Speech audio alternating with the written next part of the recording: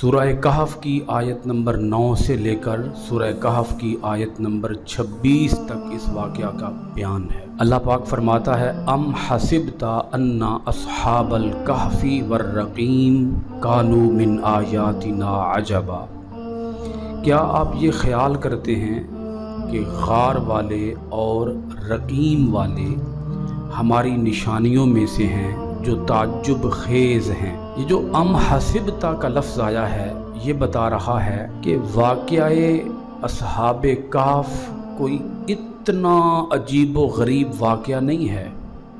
اللہ کی اس کائنات کے اندر اس سے بھی بڑے بڑے عجیب و غریب واقعات موجود ہیں۔ یعنی کیا تو نے یہ سمجھ لیا ہے، کیا تم یہ خیال کرتے ہو، ام حسبتا، کیا تم یہ خیال کرتے ہو کہ اصحاب کہف کا اور اصحاب رقیم کا واقعہ کوئی ہماری نشانیوں میں سے بڑا عجیب و غریب واقعہ ہے؟ نہیں، اتنا عجیب و غریب نہیں ہے۔ اس سے بھی بڑے بڑے عجیب و غریب واقعات ہماری اس قدرت کے اندر، ہماری اس کائنات کے اندر، ہماری قدرت کی نشانیاں، اس سے بھی عجیب و غریب نشانیاں موجود ہیں۔ اذ اول فتیۃ الی الکہف، یاد کرو جب پناہ لی ان نوجوانوں نے غار میں۔ اچھا، کہف کا معنی ہی غار ہے۔ اوا پناہ لی الفتیۃ، جوانوں نے، الی الکہف، ایک غار میں۔ فقالوا ربنا آتنا من لدنک رحمۃ وہیئ لنا من امرنا رشدا۔ یہ وہ دعا ہے جو اصحاب کہف نے غار کے اندر جا کر اللہ تعالیٰ سے مانگی تھی۔ جب غار کے اندر گئے تو اللہ تعالیٰ سے یہ دعا کی۔ یہ دعا ہم میں سے ہر ایک کو زبانی یاد ہونی چاہیے، اس کو پکائیں، بڑی خاص دعا ہے۔ ربنا آتینا من لدنک رحمہ، اے ہمارے رب ہمیں اپنی جناب سے اپنی خاص رحمت عطا فرما۔ ربنا آتینا من لدنک رحمہ، اپنی جناب سے اپنی رحمت عطا فرما۔ وہیئ لنا من امرنا رشدا، اور مہیا فرما ہمارے لیے اس کام میں ہدایت، یعنی ہمارے اس کام میں ہمیں ہدایت عطا فرما، کامیابی عطا فرما، اس مشن میں ہمیں سرخروئی عطا فرما۔ تو یہ دعا مشکلات سے نجات دیتی ہے۔ یہ دعا انسان کو اللہ تعالیٰ کی رحمت عطا کرتی ہے۔ اس دعا سے انسان کو اللہ کا قرب نصیب ہو سکتا ہے۔ تو یہ دعا اپنی اور دعاؤں کے ساتھ اس کو شامل کرے، اپنی دعاؤں کا اسے حصہ بنائے۔ آیت نمبر 10 میں نے پڑھی ہے ابھی آپ کے سامنے۔ یہ جو دعا ہے یہ آیت نمبر 10 کے اندر ہے۔ سورہ کہف کی آیت نمبر 11 ہے فَضَرَبْنَا عَلَىٰ آذَانِهِمْ فِي الْكَهْفِ سِنِينَ عَدَدًا۔ اللہ پاک فرماتا ہے ہم نے تھپکی دی ان کے کانوں پر غار میں کئی سالوں تک، جن کی تعداد اللہ کو معلوم ہے۔ ہم نے بند کر دیے ان کے کان۔ ایک اس کا ترجمہ یہ بھی ہے فَضَرَبْنَا، ہم نے تھپکی دی، اور ایک ہے ہم نے ان کے کان بند کر دیے۔ تو تھپکی معنی کرے وہ بھی درست ہے، کان بند کر دیے مطلب ہم ان کے کانوں تک شور نہیں پہنچا رہے تھے تاکہ وہ پرسکون سوئے رہیں۔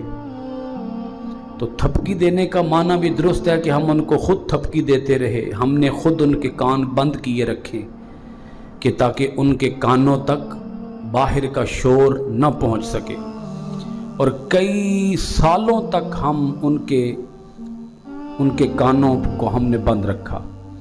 ثم بعثناہم لنعلم ای الحزبین احصی لما لبثوا امدا، پھر ہم نے انہیں بیدار کر دیا تاکہ ہم دیکھیں کہ ان دو گروہوں میں سے کون صحیح شمار کر سکتا ہے اس مدت کا جو وہ غار میں ٹھہرے تھے۔ ان کے غار میں ٹھہرنے کی صحیح مدت کون معلوم کر پائے گا؟ ہم نے انہیں بیدار کر دیا تاکہ ہم یہ دیکھیں کہ ان دو گروہوں میں سے کون صحیح شمار کر سکتا ہے اس مدت کا جو وہ غار میں ٹھہرے تھے۔ نحن نقص علیک، یہ جو ابھی میں نے آیت پڑھی ہے یہ آیت نمبر 12 ہے، اب میں آیت نمبر 13 پڑھنے لگا ہوں۔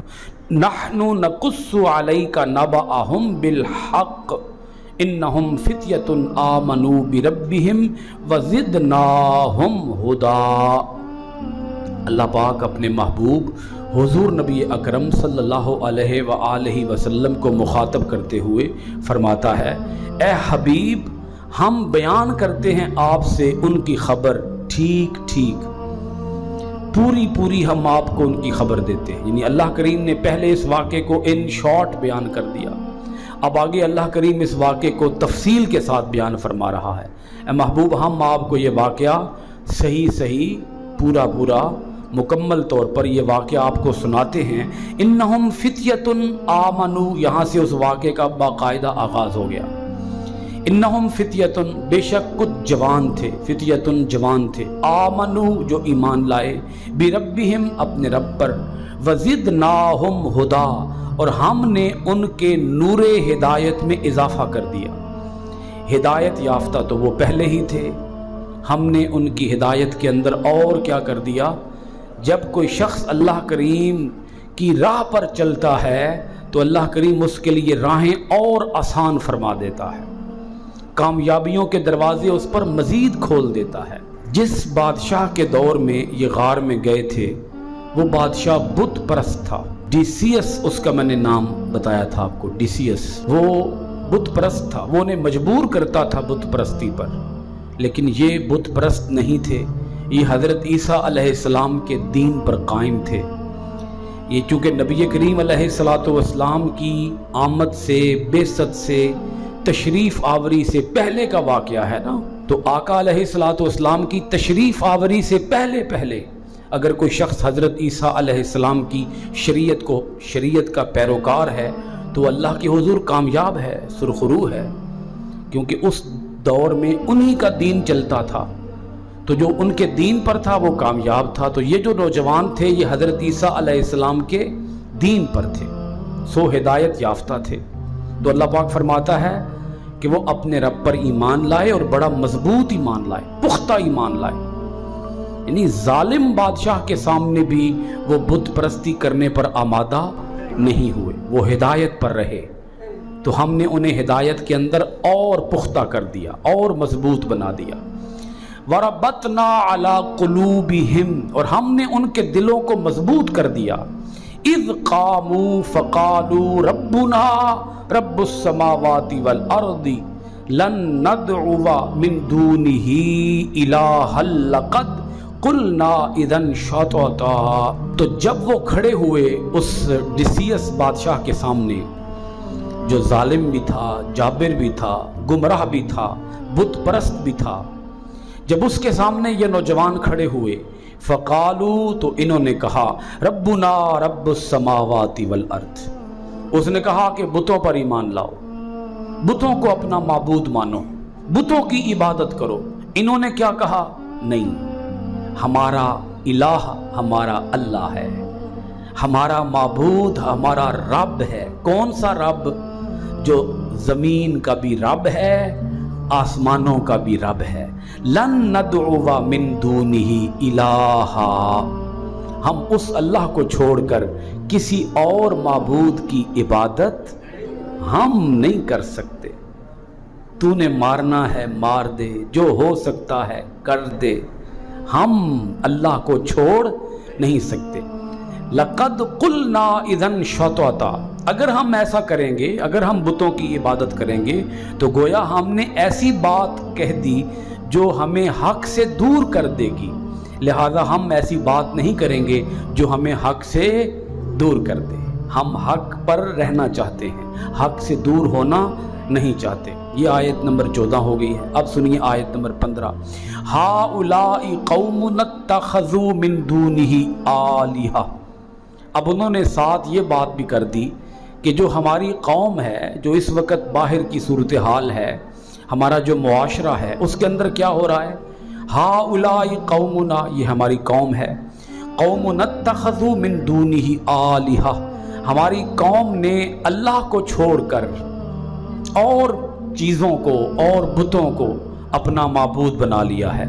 लौला यातूना अलैहिम बिसुल्तानिम बैयिन, क्यों नहीं पेश करते उनकी खुदाई पर कोई ऐसी दलील जो रोशन हो, اگر یہ اللہ کو چھوڑ کر اور چیزوں کی عبادت کرتے ہیں تو یہ کیوں نہیں روشن دلیل پیش کرتے ان خداؤں کے الہ ہونے پر؟ یعنی ان کے پاس کوئی روشن دلیل نہیں ہے، ایسی بے تک کی بات ہے، پتھروں کو اپنا معبود مانا ہوا ہے، ان کے پاس دلیل کوئی نہیں۔ اگر دلیل ہوتی تو پیش کرتے۔ فمن اظلم ممن افترى علی اللہ کذبا، اس سے بڑھ کر بھلا کون ظالم ہو سکتا ہے جو اللہ تعالیٰ پر جھوٹا بہتان باندھتا ہے؟ یعنی اگر یہ کہتے ہیں کہ یہ بت خدا ہیں اور ان بتوں کے خدا ہونے پر اللہ نے کوئی دلیل نازل کی ہے تو یہ کیا بول رہے ہیں؟ جھوٹ۔ اور یہ جھوٹ کی نسبت کس کی طرف کر رہے ہیں؟ اللہ کی طرف، حالانکہ اللہ تو جھوٹ سے پاک ہے۔ تو جو اللہ کو جھوٹا کہے معاذ اللہ، اس سے بڑھ کر بھی بھلا کوئی ظالم ہو سکتا ہے؟ وہ سب سے بڑھ کر ظالم ہے جو اللہ کی طرف کوئی جھوٹی بات منسوب کرتا ہے۔ یہ آیت نمبر 15 ہوگی۔ آیت نمبر 16 سنیے گا۔ وَإِذِ اعْتَزَلْتُمُوهُمْ، اب یہ آپس میں سرگوشی کر رہے ہیں۔ یہ 7 نوجوان کیا سرگوشی کرتے ہیں؟ جب تم الگ ہو جاؤ ان کافروں سے، آپس میں ایک دوسرے سے کہہ رہے ہیں وَإِذِ اعْتَزَلْتُمُوهُمْ، جب تم ان سے الگ ہو جاؤ، وَمَا يَعْبُدُونَ إِلَّا اللَّهِ، اور ان بت پرستوں سے الگ ہو جاؤ، بتوں کے پجاریوں سے الگ ہو جاؤ جو اللہ کو چھوڑ کر اور چیزوں کو اپنا معبود مانتے ہیں۔ جب ان کافروں سے اور اس جھوٹے بادشاہ سے جب الگ ہو جاؤ تو کیا کرو؟ فَأْوُوا إِلَى الْكَهْفِ، کسی غار کی پناہ لے لو، کیونکہ اس ڈیسیس بادشاہ نے کیا کیا تھا؟ اعلان کر دیا تھا کہ اگر یہ بت پرست نہیں بنتے، یہ نوجوان بت پرستی پر آمادہ نہیں ہوتے، ہمارے خداؤں کو نہیں مانتے، ہمارے دین کو قبول نہیں کرتے، تو انہیں کیا کر دو؟ سولی چڑھا دو۔ انہوں نے کہا بھائی ایمان بھی بچانا ہے اور جان بھی بچانی ہے۔ ایمان زیادہ ضروری ہے، جان اتنی ضروری نہیں ہے جتنا ایمان ضروری ہے۔ تو ایمان بھائی دیکھیں نا، اگر وہ کہہ دیتے بھائی ٹھیک ہے ہم تمہارے خداؤں پر ایمان لاتے ہیں، تو کیا ہوتا؟ جان بچ جاتی، ایمان چلا جاتا۔ اگر وہ مان لیتے اس بادشاہ کی بات کو، تو انہوں نے بادشاہ کی بات کا کیا کر دیا؟ انکار۔ اب ایمان بچانا تھا، ایمان بھی بچانا تھا اور پھر اپنی جان بھی بچانی تھی، تو انہوں نے کہا جان بھی بچاؤ ایمان بھی بچاؤ۔ اس کی صورت کیا ہے؟ فَأْوُوا إِلَى الْكَهْفِ، فَأْوُوا إِلَى الْكَهْفِ، کہف کا معنی کیا ہے؟ غار۔ چلے جاؤ کسی غار کے اندر۔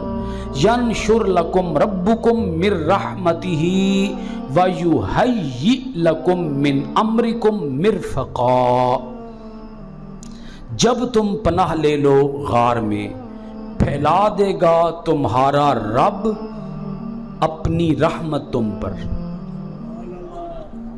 جب تم غار کی پناہ لے لو گے تو کیا ہوگا؟ اللہ تم پر اپنی رحمت کشادہ فرما دے گا، وسیع فرما دے گا، تم پر اپنی رحمت پھیلا دے گا، تم پر اپنی رحمت کی چادر تان دے گا۔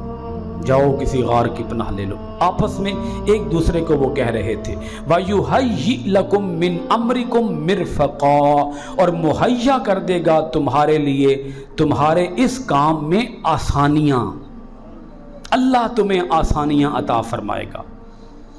اب وہ چلے گئے جی غار کے اندر۔ اب آگے اللہ کریم اس غار کا نقشہ پیش کرتا ہے کہ ہم نے اس غار کے اندر انہیں سلائے رکھا،